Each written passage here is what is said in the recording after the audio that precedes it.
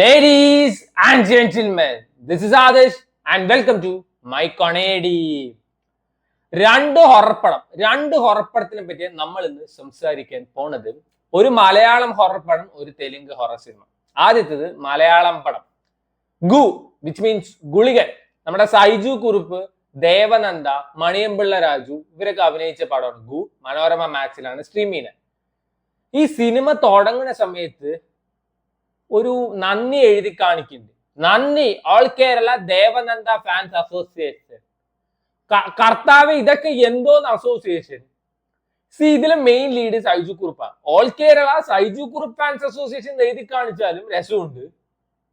2024 ഇറങ്ങിയ പടം ഇപ്പോഴാണ് OTT വരുന്നത്. അന്തകാലത്തിൽ ഈ കൊച്ചിന് ഫാൻസ് അസോസിയേഷനാ?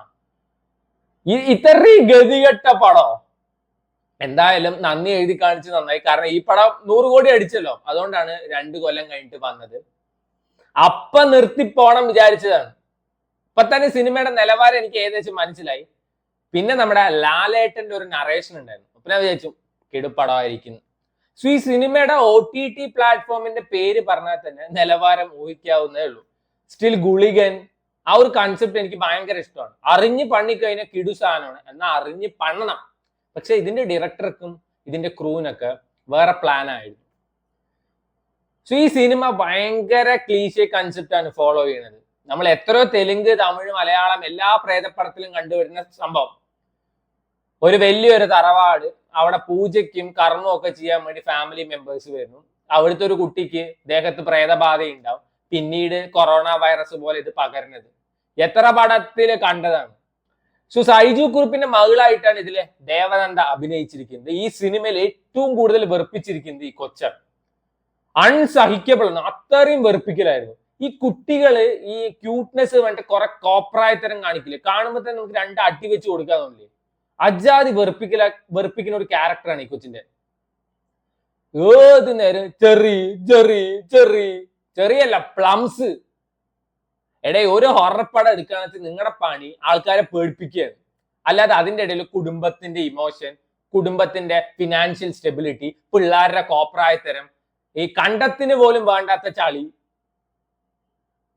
എന്നാൽ ഈ സിനിമയിൽ എനിക്ക് ആകെ നന്നായി പെർഫോം ചെയ്തൊന്ന് സൈജു കുറുപ്പാണ്. സൈജു കുറുപ്പിന് ഈ പ്രേതം, ഭൂതം ഇതിലൊന്നും വിശ്വാസമില്ല.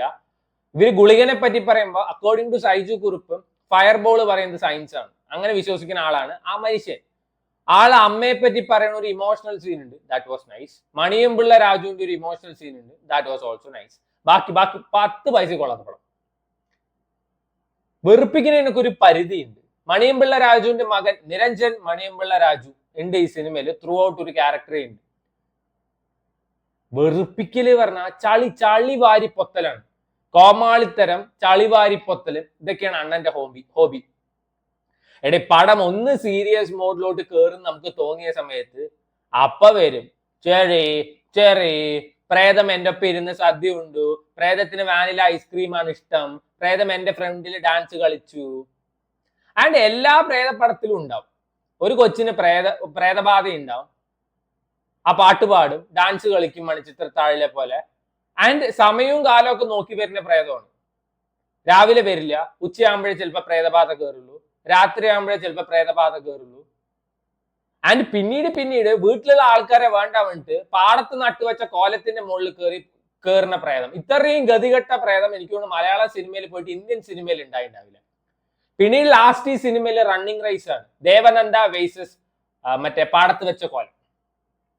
റണ്ണിങ് റേസ് ആണ്. റണ്ണിങ് റേസിൽ അവസാനം കൊച്ചു ജയിക്കും. എനിക്ക് തോന്നുന്നു ഒളിമ്പിക്സിലോട്ട് ഡയറക്റ്റ് ക്വാളിഫിക്കേഷൻ കിട്ടിയത് തോന്നുന്നതുകൊണ്ട് ഒട്ടും വർക്കായിട്ടില്ല. ഇടേ, എന്തെങ്കിലുമൊക്കെ ഒന്ന് വെച്ച് പേടിപ്പിക്കണ്ടേ? ഞാൻ പറഞ്ഞില്ലേ, ഹൊറർ സിനിമ ഉണ്ടാക്കുക it's not actually easy.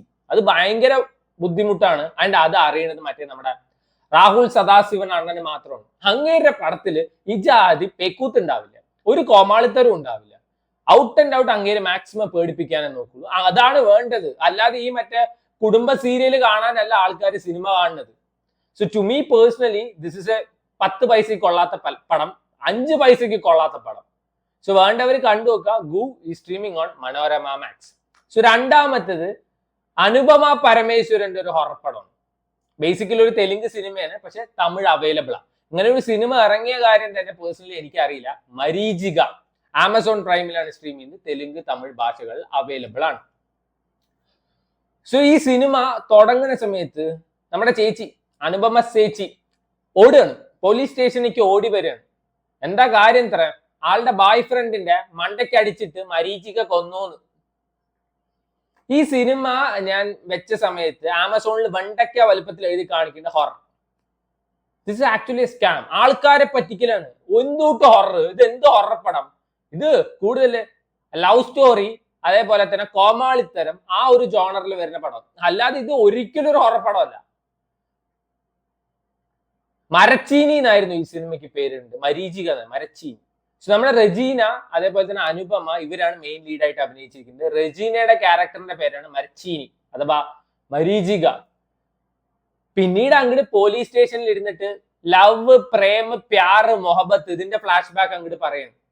So അനുപമയുടെ ക്യാരക്ടറിന് ഭയങ്കര ഒരു ഇൻഫീരിയോറിറ്റി കോംപ്ലക്സ് ഉണ്ട്. ആളെ കാണാൻ ഭംഗിയില്ല, പല്ലിൽ ക്ലിപ്പ് ഇട്ടുണ്ട്, മുഖത്ത് കണ്ണട വെച്ചിട്ടുണ്ട് എന്നൊക്കെ പറഞ്ഞിട്ട്. ഒരു ബേക്കറി നടത്തുന്ന സഞ്ജുവിനെയാണ് ഈ കൊച്ചു പ്രേമിക്കുന്നത്. ആഴ്ചയിൽ 7 ദിവസം കടയിൽ പോയിട്ട് ബ്രെഡ് മേടിച്ചു കഴിഞ്ഞാൽ പ്രേമം തോന്നും. അത്ര ബുദ്ധിയുള്ള കൊച്ചാണ്, അത്ര ഐക്യവും വിവരമൊക്കെ ഉള്ള കൊച്ചാണ്. അപ്പൊ അവനെയാണ് നമ്മുടെ റെജീന തട്ടിയത് പറഞ്ഞിട്ടാണ് ഈ കൊച്ച് കംപ്ലൈന്റ് കൊടുക്കുന്നത്.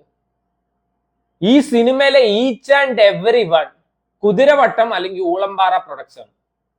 പ്രാന്ത് പടം. ഇത് ഹൊററും പിണ്ണാക്കൊന്നല്ല, ഇത് ഔട്ട് ആൻഡ് ഔട്ട് പ്രാന്ത് പടം. കുറെ നേരം അനുപമ ഇരുന്ന് കുറെ പ്രാന്ത് പറയും, അതൊക്കെ കേട്ട് വിശ്വസിക്കുന്നു ഡമ്മി പോലീസ്. പിന്നെ സഞ്ജു വന്നിട്ട് കുറെ പ്രാന്ത് പറയും. എന്നാൽ ഇവരെല്ലാവരും പറയുന്ന പ്രാന്ത് ഒന്നാണ്, ഇത് കണ്ടു കഴിഞ്ഞാൽ കാണുന്നവനും പ്രാന്ത് പിടിക്കും. യൂഷ്വലി ഒരാൾ തട്ടിപ്പോയി പറഞ്ഞു കഴിഞ്ഞാൽ ആ പോലീസ് പോയി അന്വേഷിക്കില്ലേ, എവിഡൻസ് കളക്ട് ചെയ്യില്ലേ, ബോഡി എവിടെയെന്ന് നോക്കില്ലേ. ഇനി ഒന്നുമില്ലെങ്കിൽ CCTV വിഷ്വലെങ്കിലും നോക്കും, അല്ലെങ്കിൽ ഇവന്റെ ഫോണെങ്കിലും ട്രാക്ക് ചെയ്യാൻ നോക്കില്ലേ. ഏതോ മറ്റേ മുതുക്കന്മാർ അവിടെ ഇരിക്കുമ്പോ നിങ്ങൾ കണ്ടിണ്ടാവുന്ന അവർ 2 കൊല്ലം മുമ്പ് തട്ടിപ്പോ ശരി, കേസ് ക്ലോസ്ഡ് പറഞ്ഞിട്ട് പോണ ഡമ്മി പോലീസ് വേറെ. മനസ്സിലാക്കപ്പോ സിനിമയുടെ നിലവാരം. സമയം അമൂല്യ പാൽപ്പൊടിയാണ്, അതുകൊണ്ട് വെറുതെ വേസ്റ്റ് ആക്കരുത്. സോ ഇതില് നമ്മുടെ റെജീന USA പ്രൊഡക്റ്റ് ആണ്. റെജീനന്റെ ഇൻട്രോ തന്നെ ഒരു വലിയൊരു സൂപ്പർ മാർക്കറ്റിലുണ്ട്. അതിന് സിനമൺ അത് അവിടുത്തെ ചെക്കന് മനസ്സിലാവുന്നില്ല. എന്നിട്ട് ഒരു അരമണിക്കൂർ സിനിമന്റെ ക്ലാസ് എടുത്തുകൊണ്ടിരിക്കുകയാണ്. ഇന്നത്തെ കാലത്ത് ഏത് സാധനത്തിന്റെ പാക്കറ്റിലാണ് ഇംഗ്ലീഷിൽ എഴുതാതിരിക്കുക? അല്ല, അറിയാൻ ചോദിക്കുക, അത് ഇത്രയും വലിയൊരു സൂപ്പർ മാർക്കറ്റിൽ. പിന്നീട് അങ്ങോട്ട് റെജീനയുടെ ഇംഗ്ലീഷ് ടു തെലുങ്ക് അല്ലെങ്കിൽ തമിഴ് ട്രാൻസ്ലേറ്റർ ആണ് അനുപമ ചേച്ചി. അയ്യോ, ഇവരുടെ രണ്ടുപേരുടെ റിലേഷൻഷിപ്പ്, ഇവർ രണ്ടുപേരും ഒരു ഫ്രണ്ട്ഷിപ്പിനെ വെറുപ്പിക്കലാണ്. അതിന്റെ ഇടയിൽ സഞ്ജു കടന്നു വരുന്നു. അനുപമയ്ക്ക് സഞ്ജുവിനെ ഇഷ്ടം, സഞ്ജുവിന് റെജീനെ ഇഷ്ടം, റെജീനയ്ക്ക് സഞ്ജുവിനെ ഇഷ്ടം. പിന്നീട് അങ്ങോട്ട് ലവ് ട്രയാങ്കിൾ ആണ്, ബിഗ് ബോസിലൊക്കെ നടക്കണ പോലെ. ഇന്റർവെൽ ആവുന്ന സമയത്ത് ഡയറക്ടറിന്റെ പേരൊക്കെ എഴുതി കാണിക്കുന്നുണ്ട്. എന്തിനാണ് ഇപ്പൊ ആദ്യം എഴുതി കാണിക്കാത്തതെന്ന് എനിക്ക് അറിയില്ല. പിന്നീട് സെക്കൻഡ് ഹാഫിൽ, ഫസ്റ്റ് ഹാഫിൽ കാണിച്ച സീൻസിനെ വീണ്ടും കാണിച്ചുകൊണ്ടേയിരിക്കുന്നുണ്ട്. 1-2 ട്വിസ്റ്റ് അല്ല, സിനിമ മൊത്തം ട്വിസ്റ്റ് കൊണ്ടുവരാൻ നോക്കിയിട്ടുണ്ട്. പക്ഷെ ഒരു പോയിന്റിൽ പോലും ഒരു ഇമ്പാക്ട് ഉണ്ടാക്കാൻ പറ്റാത്ത വെറുപ്പിക്കുന്ന twist. So towards second half ആണ് പ്രേതം വരുന്നത്. ആസ് യൂഷ്വൽ ഉജാലയുടെ അഡ്വർടൈസ്മെന്റിൽ വരുന്ന പോലെ വെള്ളിയും വള്ളി ഇട്ടിട്ടാണ് നമ്മുടെ പ്രേതം ചേച്ചി വരുന്നത്. എനിക്കറിയില്ല ഇവരുടെ കോസ്റ്റ്യൂം ഇപ്പൊ അങ്ങനെ ആക്കിയൊന്നും. ഇതൊക്കെ എന്നത്തെ കാലത്ത് മടുത്ത സാധനം. പണ്ടൊക്കെ ആയിരുന്നു പ്രേതം വെള്ളിയും വള്ളി ഇട്ടിട്ട് വരുന്നത്. ഇപ്പൊ അതൊക്കെ ബ്രേക്ക് ചെയ്താണ്, വീണ്ടും തുടങ്ങി. പ്രേതം വന്നിട്ട് കണ്ണാന്ന് വിളിക്കുക. ഏത് പ്രേതമാണ് കണ്ണാ വിളിക്കുക? അല്ല, അറിയാൻ ചോദിക്കുന്നത്. സഞ്ജു എന്നല്ല പെണ്ണുമ്പിള്ള ആ ചെക്കന്റെ പേര്, കണ്ണാത്ര. കേൾക്കുമ്പോ തന്നെ വെറുപ്പാകുന്നുണ്ട്. സോ ടുവേർഡ്സ് എന്റെ ക്ലൈമാക്സ് ഒക്കെ അതിഗംഭീരമായിരുന്നു. ഇത്രയും കഥ ഞാൻ പറഞ്ഞെന്ന് ഈ സിനിമയുടെ കഥ പറഞ്ഞിട്ട് നിങ്ങളെ കാണുമ്പോഴുള്ള ത്രില്ല് കളയാതിരിക്കാനല്ല. ഈ സിനിമയുടെ കഥ ഞാൻ പറഞ്ഞു കഴിഞ്ഞാൽ അത്രയും ആൾക്കാർ ഈ പടം കണ്ടിട്ട് സമയം കളയില്ല. അതുകൊണ്ട് അത്രയും കൂതറ പടമാണ്. സോ മരീചിക ഈ streaming on Amazon prime, Tamil Telugu ഭാഷകളിൽ അവൈലബിൾ ആണ്.